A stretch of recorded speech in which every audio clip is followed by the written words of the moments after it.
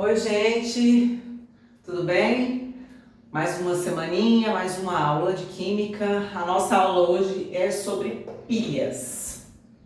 A gente vai estudar o mecanismo de funcionamento desse dispositivo que é a pilha. Uma curiosidade sobre as pilhas é a origem, né? A primeira pilha construída por alguém foi idealizada, né, foi projetada por um cara que chama Alessandro Volta. O que o Alessandro Volta fez? Ele pegou pastilhas como se fosse uma moeda, mas um pouco mais altinho, assim, pastilhas de cobre e de zinco. E ele foi amontoando essas pastilhas e alternando elas.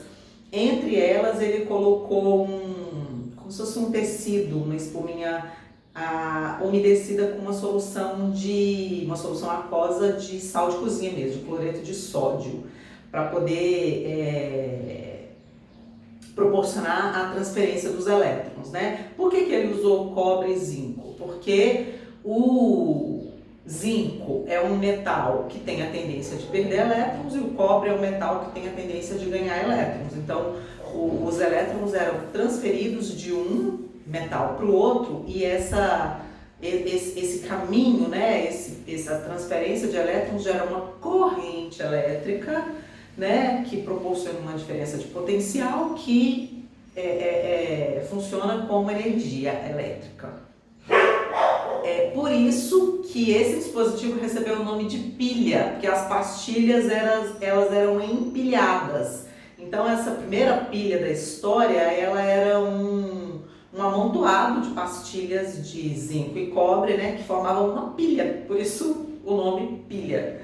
Essa foi a primeira. Ela funcionava? Funcionava. Produzia corrente elétrica? Produzia, mas assim, não tinha muita logística para fazer, a duração então era uma pilha que não era muito eficiente.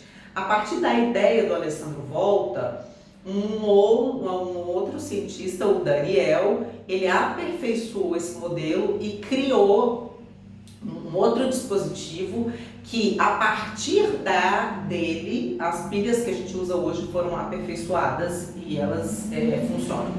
Mas o que a gente vai estudar hoje é o mecanismo da pilha de Daniel, que foi inspirada na pilha original lá do Alessandro Volta.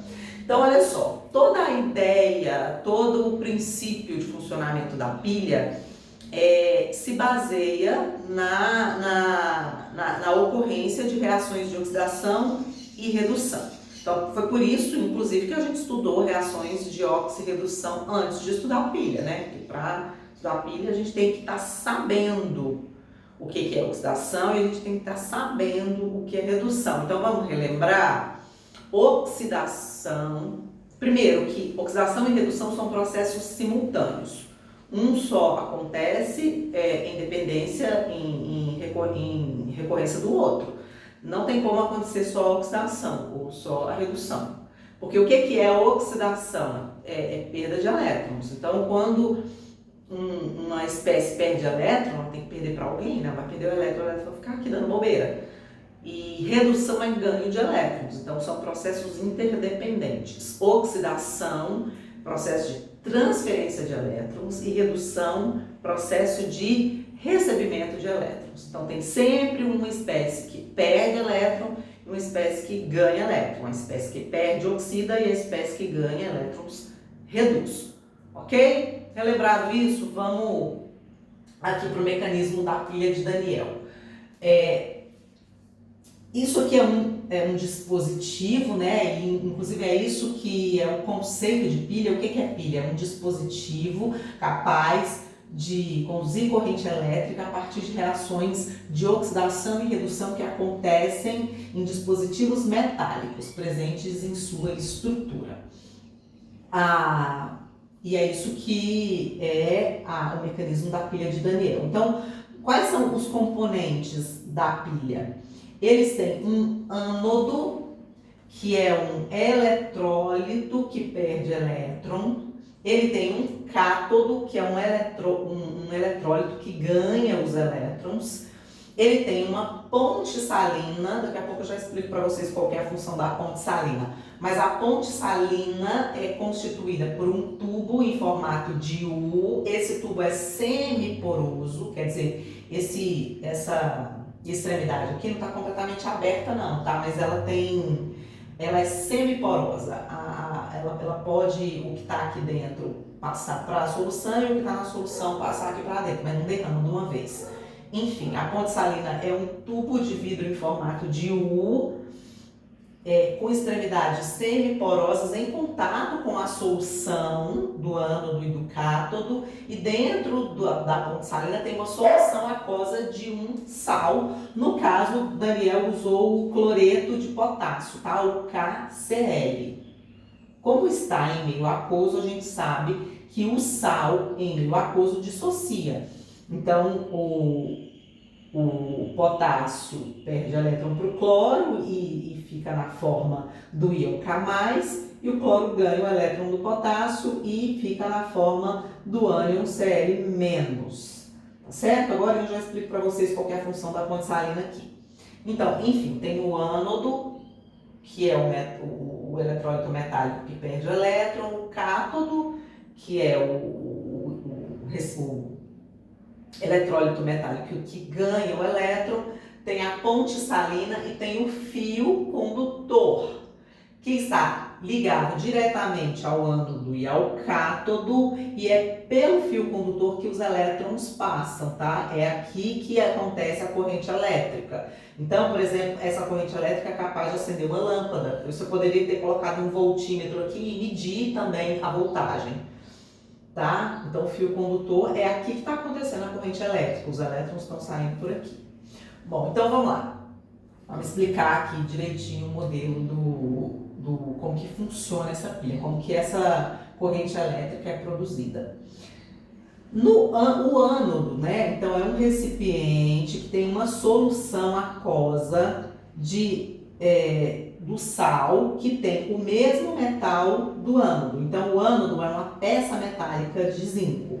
A solução aquosa tem que ser uma solução com um sal que tenha o mesmo cátion do metal, por isso que é sulfato de zinco.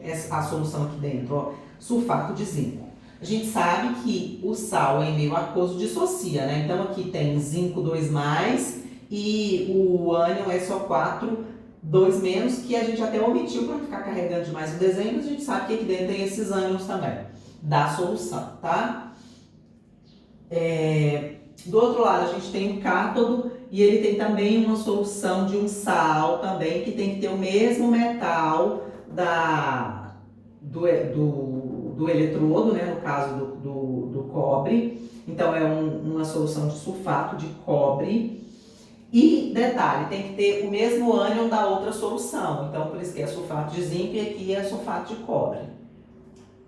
O que acontece? O zinco é um metal que tem tendência de perder elétrons.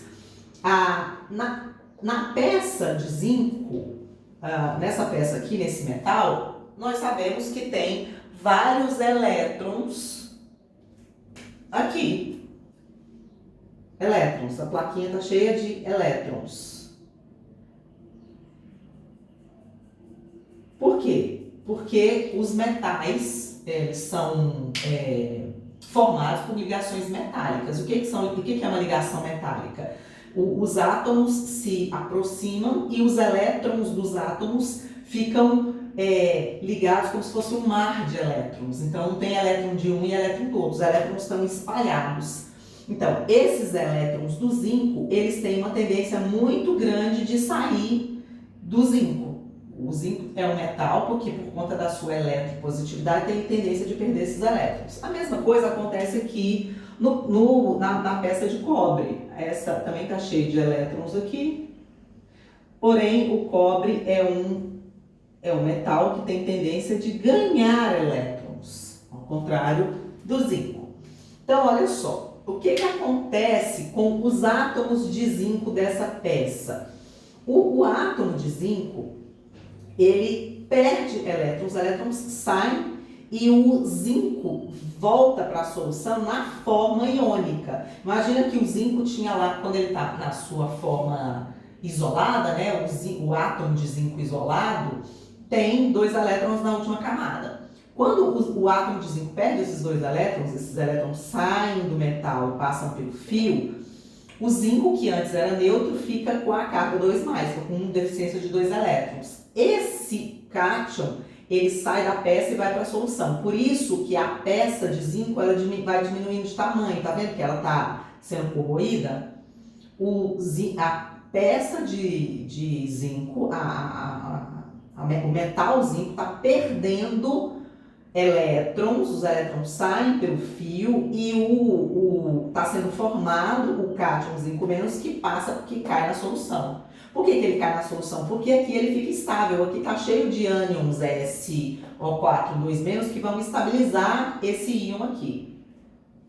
Então os elétrons saem da peça de zinco e vão em direção à peça de cobre. Quando os elétrons chegam aqui, o elétron chega aqui, ó, com a sua carga negativa, o que acontece com o cobre que está aqui dentro da solução? Aqui dentro da solução a gente tem cobre, íons cobre 2+, provenientes da dissociação da solução do sal sulfato de cobre. Então aqui dentro está cheio de cobre 2+, de íons. Esses íons estão sedentos por carga negativa, porque eles são positivos, né? Então eles pegam os elétrons que estão chegando aqui. Quando um íon cobre 2+, pega 2 elétrons, ele se converte no átomo metálico. E aí ele vira o átomo na forma metálica e aí ele vira cobre metálico. E aí ele se deposita na peça. Por isso que a peça de cobre vai aumentando de tamanho, porque ela vai ganhando átomos de cobre. Ganhando de onde? Aqui tinha íons cobre, eles pegam elétrons e transformam em átomos de cobre. Então, isso aqui, esse processo dos elétrons saírem do zinco, passarem pelo fio condutor e chegarem ao eletrodo do cobre, ao cátodo, produz essa corrente elétrica que é capaz de fazer funcionar aparelhos. Então, qual que é a função da ponte salina aqui? Ó? Quando os átomos de zinco perdem elétron e caem na solução na forma do cátion, zinco 2+, a gente vai estar tendo um excesso de cátions aqui. Ó? A gente vai estar tendo um excesso de cargas positivas. Isso poderia gerar um desequilíbrio. A função da ponte salina, então, é retomar o equilíbrio aqui. Então, na ponte salina tem o quê? Tem um sal de cloreto de potássio. Esse sal, em meio aquoso, se dissocia. Então, a gente tem a presença dos ânions Cl-. O ânion Cl, esses ânions Cl- são deslocados para cá para equilibrar essas cargas positivas. Ao contrário, aqui no cátodo, o cobre metálico, o íon cobre 2+, pega os elétrons e se converte em cobre metálico, depositando na peça. Quando isso acontece, a gente vai tirando os íons cobre 2+ da solução e vai ficando um excesso do SO4. Esse SO4 aqui, ó, SO4 2-. A gente vai ficando com excesso de ânions aqui do sal, da solução aquosa desse sal. Então, a gente vai ficando com excesso de cargas negativas.